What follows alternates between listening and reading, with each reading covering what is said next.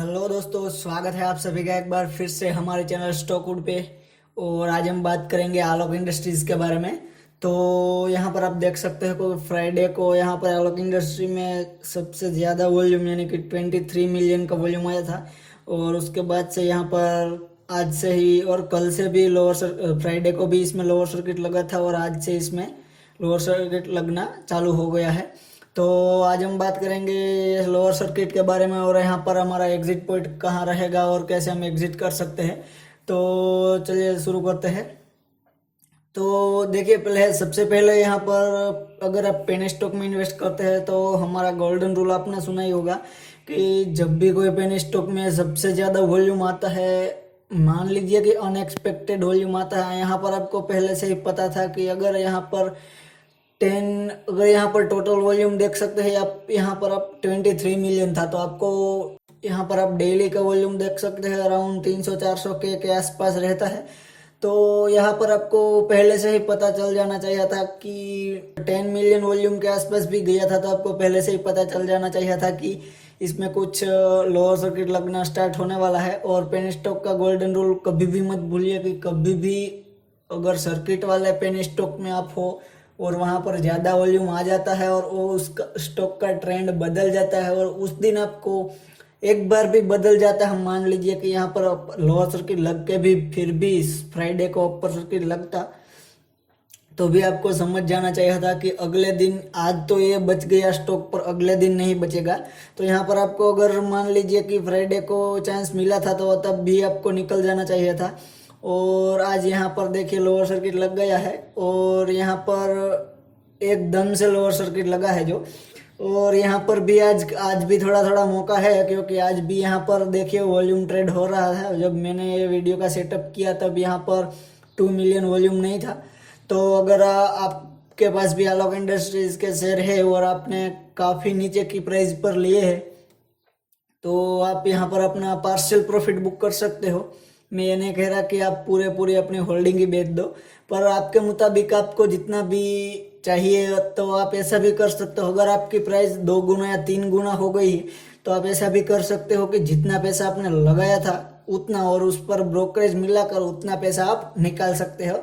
और उसके बाद आपका अकाउंट, आप स्टॉक को भूल जाइए, जितने भी स्टॉक बचते हैं वो अपने रखिए, आपको गिफ्ट में मिले हैं ऐसा समझकर रख दीजिए। उसके बाद स्टॉक का जो भी होना है हो जाएगा। आपने तो जितना पैसा लगाया था और जितना ब्रोकरेज लगने वाला था उतना तो निकाल लिया। तो मेरा तो सिंपल फंडा रहता है, अगर मैंने यहाँ पर 10 रुपये या 11 रुपये पर खरीदा था तो आज स्टॉक की प्राइस 40 या 45 रुपये के आसपास, 40 या 45 में भी निकल सकूँ तो मैं अपनी जो भी टोटल अमाउंट थी या उससे भी थोड़ा सा ज़्यादा निकल के बाकी सारे स्टॉक रहने दूंगा। क्योंकि आपको अगर यहाँ पर आपने 5,000 20 स्टॉक खरीदे होंगे तो यहाँ पर आपको 3,000 आपका स्टॉक ऐसे ही बच जाएंगे। 2,000 स्टॉक में ही आपका जो पूरा पैसा निकल जाएगा। तो मेरे ख्याल से आपको पूरी होल्डिंग नहीं बेचनी चाहिए, अपना जितना पैसा लगाया हुआ था उतना निकाल के बस सो जाइए आराम से। और अगर बात करें कि यहाँ पर लोअर सर्किट कितने देर तक लग सकता है उसकी बात करें तो पहले समझिए यहाँ पर प्रॉफिट बुकिंग हो रहा है। यहाँ पर मान लीजिए कि कितना बुक हो रहा है। तो जिसने भी यहाँ पर 35 के आसपास जितने भी खरीदा था वो यहाँ पर लोग प्रॉफिट बुक कर रहे हैं। और 50 के ऊपर जिसने भी खरीदा था वो डर के मारे अपना स्टॉक सेल कर रहे हैं। तो अभी सबसे ज़्यादा यहाँ पर एग्जीक्यूट होना तो धीरे धीरे स्टार्ट हुआ है। तो आज के दिन यहाँ पर थोड़ा ज़्यादा ट्रेड होगा। अगले दिन आप देखना उससे भी कम वॉल्यूम ट्रेड होगा, उसके अगले दिन उससे भी कम वॉल्यूम ट्रेड होगा। क्योंकि जो भी यहाँ पर बायर था उसको यहाँ पर सारे एग्जीक्यूट हो गए। अब मार्केट में कोई ऐसा ज़्यादा बायर नहीं है स्टॉक के ऊपर, तो इतना बुलिश नहीं होगा क्योंकि इसमें लोअर सर्किट लगना चालू हो गया होगा। और मान लीजिए कि अगर आप बाइंग भी करना चाहते हो आलोक इंडस्ट्री में तो एक ही ट्रेड में तो अपनी सारी क्वांटिटी बाई नहीं कर लोगे, आप पार्शियली बाइंग करोगे तो यहाँ पर थोड़ा थोड़ा वॉल्यूम तो आएगा। पर देखिए यहाँ पर मान लीजिए कि जिसने भी 8 रुपये या 10 रुपये की प्राइस पर बाइंग किया है तो वो भी यहाँ पर उसको प्रॉफिट बुक करने की कोई ज़रूरत नहीं है, क्योंकि ऑलरेडी वो तो कई गुना ज़्यादा रिटर्न कमा चुके हैं। अगर यहाँ पर प्राइस 30 रुपीज़ के आसपास भी आकर चले वापस अप ट्रेंड लगाती है तो उसको तो कोई प्रॉब्लम नहीं है। तो यहाँ पर सिचुएशन ऐसी है कि जिसने भी 20 रुपये और 10 रुपये के बीच में जिसने भी स्टॉक खरीदा है उसको यहाँ पर प्रॉफिट बुक करने की कोई जल्दी भी नहीं है और वो यहाँ पर प्रॉफिट बुक करेंगे भी नहीं। और ऐसे में मैंने कहा कि आप जितना भी अपनी कैपिटल था लगाया था उतना बेच कर निकल सकते हैं और बाकी कोई प्रॉफिट बुक करने की ज़रूरत नहीं। अब बात बनती है कि यहाँ पर तो जैसे ही स्टॉक नीचे आता जाएगा यहाँ पर प्रॉफिट बुक करना स्टार्ट होगा। मान लीजिए कि अभी 30 रुपीज़ या 25 रुपीज़ वाले भी प्रॉफिट अभी तो बुक करते नहीं होंगे, क्योंकि यहाँ पर देखे तो यहाँ पर 2 गुना उसको भी रिटर्न मिल चुका होगा। तो यहाँ पर प्रॉफिट कौन बुक करते हैं, तो यहाँ पर जस्ट इसके 5 या 10 रुपीज़ नीचे के वाले प्रॉफिट बुक करते होंगे और उसके ऊपर के वाले जो भी रिटेल निवेशक है वो अपना डर के मारे अपना जो भी है लॉस बुक करते होंगे। तो आपको यह समझना पड़ेगा। प्राइस मेरे ख्याल से इसमें लोअर सर्किट लगता है तो वो ज़्यादा लगेगा, वो डिपेंड करता है कि डेली बेसिस पर कितना वॉल्यूम ट्रेड होता जा रहा है। आज देखिए यहाँ पर 2 मिलियन वॉल्यूम ट्रेड हो गया है ऑलरेडी, और अगर आप यहाँ पर देखेंगे तो डेली बेसिस पर मान लीजिए कि ये 2 या 3 मिलियन ट्रेड हो रहा है तो आपको बहुत ज़्यादा घबराने की ज़रूरत नहीं है। अगर कल या परसों से यहाँ पर वॉल्यूम ट्रेड कम होना स्टार्ट होता है तो आपको दिक्कत वाली बात है। और अगर आपने ध्यान नहीं दिया होगा तो इससे डिटो टू डिटो रिलेटेड एक स्टॉक है, मैंने आपके लिए निकाल के रखा है।